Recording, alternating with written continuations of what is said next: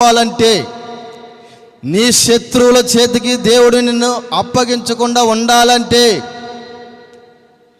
నీవు దేవుని దృష్టికి, యేసు ప్రభు దృష్టికి దోషిగా కనబడకూడదు, నిర్దోషిగా కనబడాలి. ఎప్పుడైతే నువ్వు నిర్దోషిగా కనబడతావో, ఎప్పుడైతే నువ్వు దేవుని దృష్టిలో, యేసు ప్రభు దృష్టిలో నిర్దోషిగా నువ్వు బ్రతుకుతావో, యేసు ప్రభు ఏ శత్రువుకి నిన్ను అప్పగించడు, నిన్ను ద్వేషించు వారికి నిన్ను అప్పగించడు, ఆయన చేతిలోనే పెట్టుకుంటాడు. అందుకే ఆయన అన్నాడు, నా అర్ర చేతిలో నేను నిన్ను చెక్కి ఉన్నాను అన్నాడు. ఆయన అరచేతిలో, యేసయ్య అరచేతిలో నీవు ఉండాలంటే నీవు యేసు ప్రభు దృష్టికి నిర్దోషిగా కనబడాలి, దోషిగా కనబడకూడదు. చదువుకున్న వాక్యంలో, ఈ న్యాయాధిపతుల గ్రంథం 6వ అధ్యాయం 1వ వాక్యంలో ఇశ్రాయేలీలు యేసు ప్రభు దృష్టికి ఎలా కనిపిస్తున్నారు చెప్పండి? దోషులుగా కనిపిస్తూ ఉన్నారు. దోషులైపోయారు ఇశ్రాయేలీలు. ఒకప్పుడు నిర్దోషులే, ఒకప్పుడు పరిశుద్ధులే, ఒకప్పుడు నీతిమంతులే, ఒకప్పుడు భక్తి పరులే, ఒకప్పుడు దేవుని యందు భయభక్తి కలిగిన వారే, దేవుని ప్రేమించేవారే, దేవుని ఆరాధించేవారే, దేవుని సేవించేవారే. అలాంటి వారైనా ఇశ్రాయేలీయులు ఏమైపోయారు? ఇప్పుడు దేవుని దృష్టికి దోషులైపోయారు. నేటి క్రైస్తవ సంఘస్థులైన మీరు కూడా దేవుని ఆరాధించేవారే కావచ్చు, దేవుని ప్రేమించేవారే కావచ్చు, దేవుని సేవించేవారే కావచ్చు, దేవుడంటే భయము భక్తి కలిగిన వారే కావచ్చు. అయినా ఈరోజు నీవు దేవుని దృష్టిలో ఎలా కనబడుతూ ఉన్నావు? ఈరోజు నీవు దేవుని దృష్టికి ఎలా కనబడుతున్నావు? ఈరోజు యేసు ప్రభు దృష్టికి నీవు ఎలా కనిపిస్తూ ఉన్నావు? దోషిగా కనబడుతున్నావా లేక నిర్దోషిగా కనబడుతున్నావా? నీవు దోషిగా కనబడితే దేవుడు నిన్ను ద్వేషించే వారికి, నీ శత్రువుల చేతికి అప్పగిస్తాడు. నీవు నిర్దోషిగా కనబడితే ఆయన అరచేతిలో నిన్ను చెక్కుకొని ఆయన అరచేతిలో నిన్ను ఎత్తి పట్టుకుంటాడు.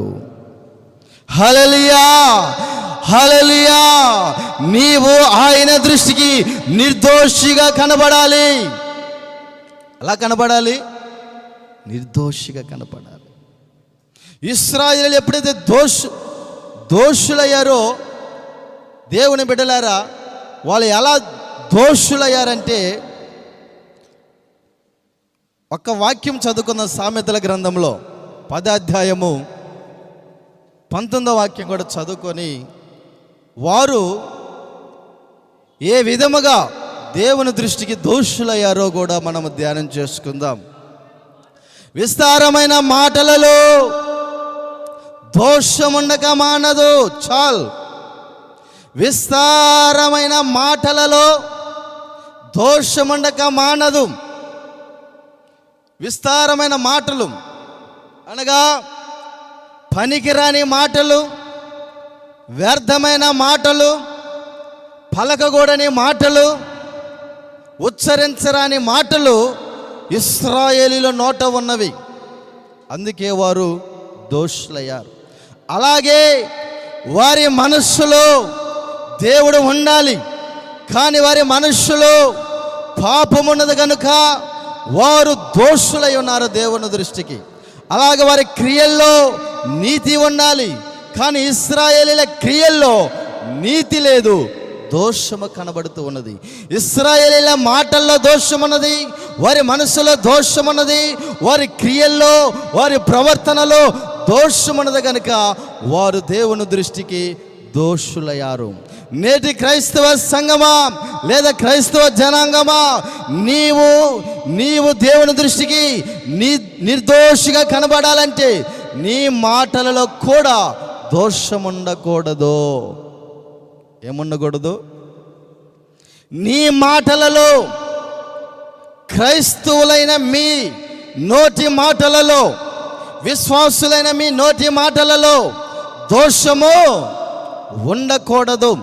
నీ నోటి మాటల దోషం ఉండకూడదు, నీ మనస్సులో దోషం ఉండకూడదు, నీ క్రియలలో నీ ప్రవర్తనలో దోషము ఉండకూడదు.